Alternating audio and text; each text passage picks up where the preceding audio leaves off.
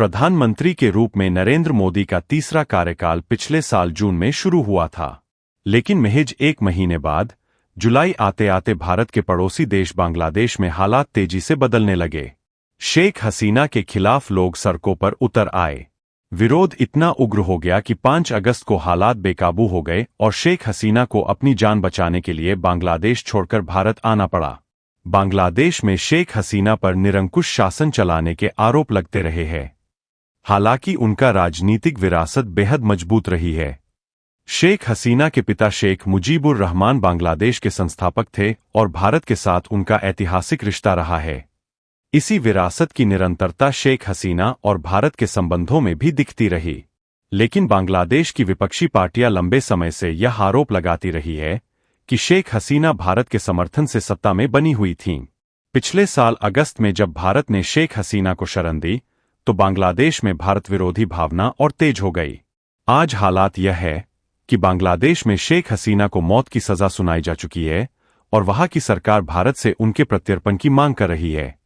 Bangladeshi media में यह सवाल उठ रहा है कि क्या भारत ने हमेशा बांग्लादेश को केवल शेख हसीना परिवार के आईने से ही देखा।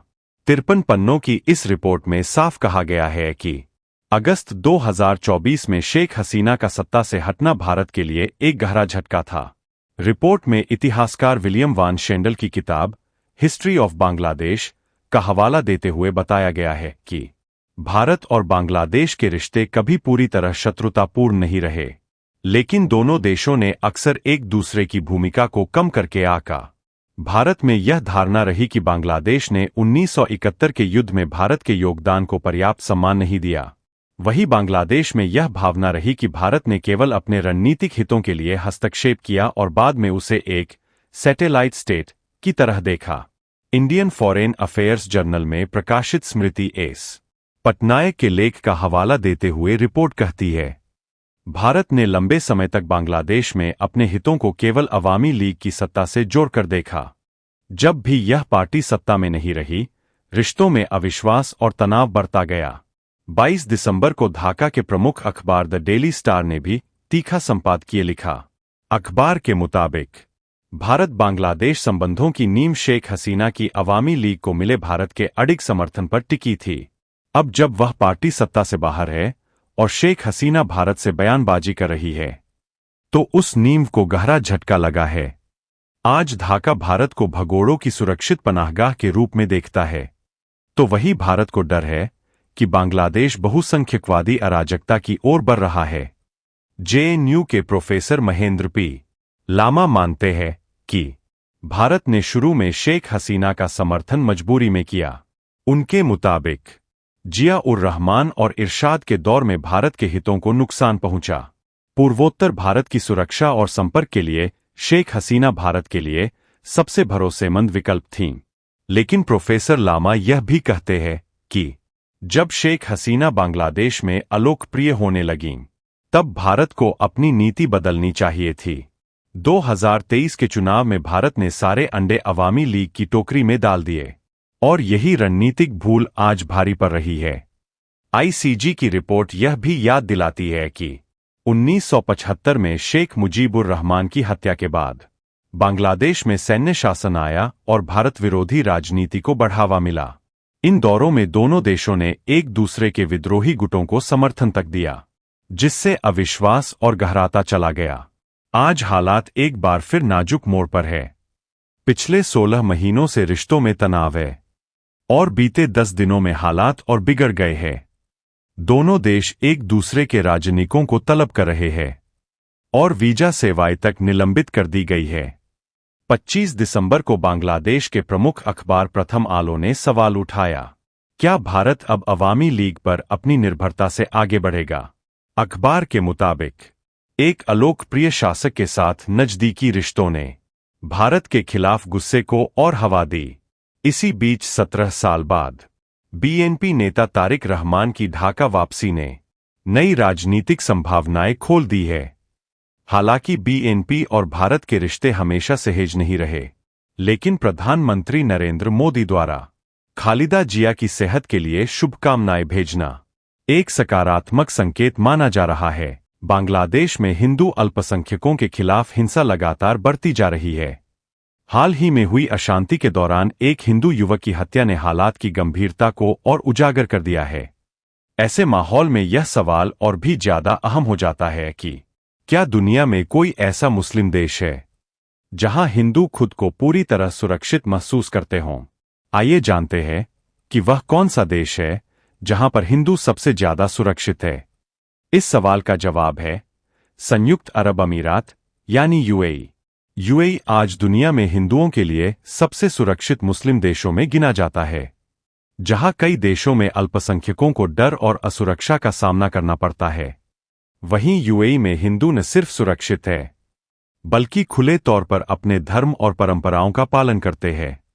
यूएई की सबसे बड़ी ताकत है उसका कानूनी ढांचा। यहां दुनिया के सबसे सख्त भेदभाव विरोधी कानून लागू है।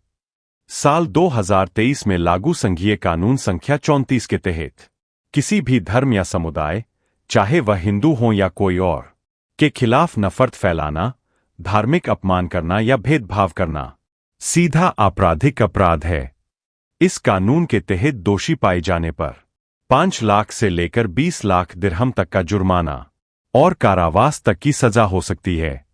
सबसे अहम बात यह है कि यह कानून सोशल मीडिया पर भी पूरी तरह लागू होता है।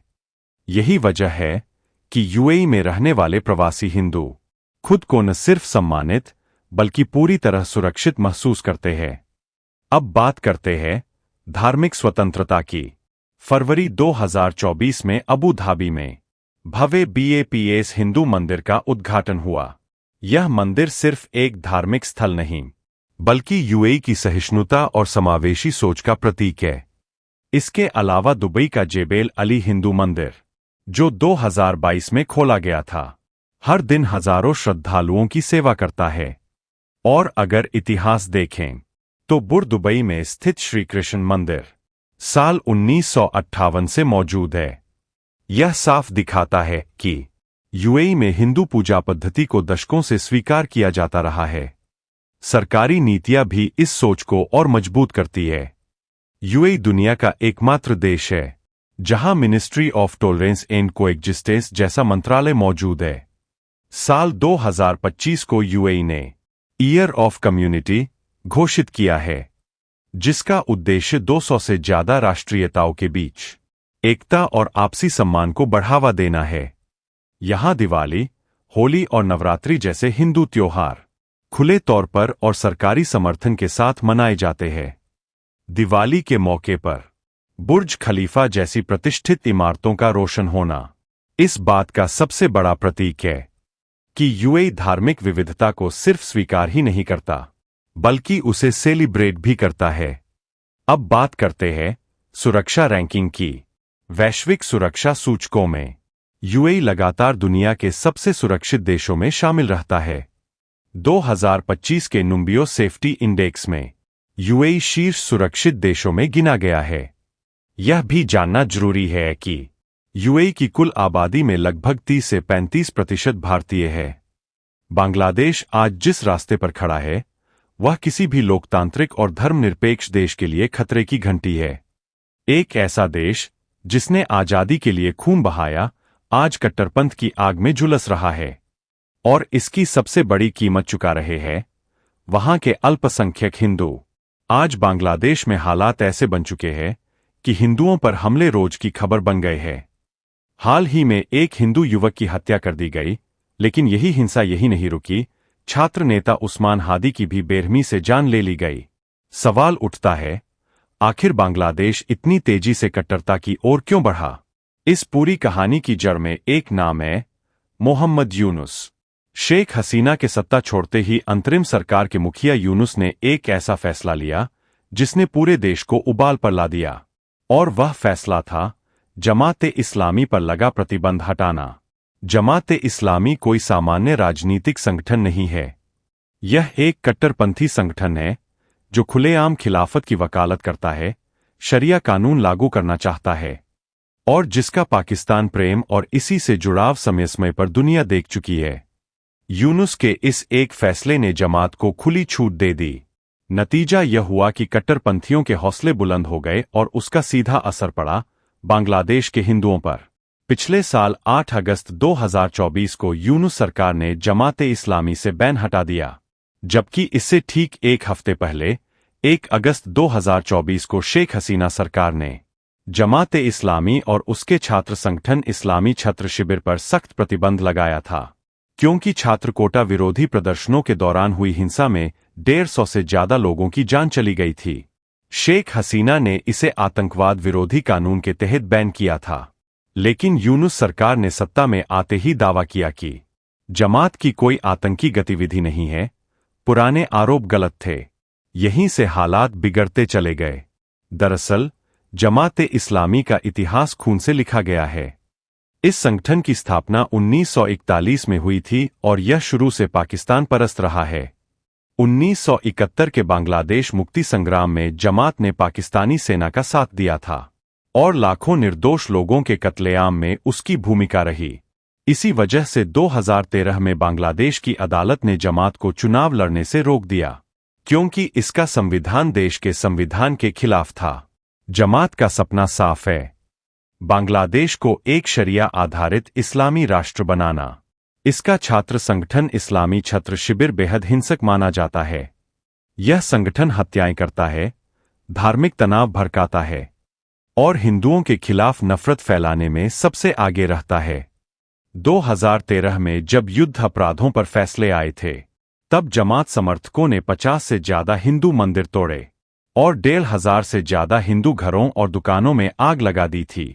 अब 2024 में वही इतिहास खुद को दोहरा रहा है। 4 अगस्त से 20 अगस्त 2024 के बीच बांग्लादेश में 2010 हिंसक हमले दर्ज किए गए। 1705 हिंदू परिवार प्रभावित हुए और 152 मंदिरों को नुकसान पहुंचाया गया। हिंदुओं की हत्याएं, मंदिरों पर हमले और डर का माहौल, इन सबके पीछे जमात का कट्टरवाद साफ दिखाई देता है।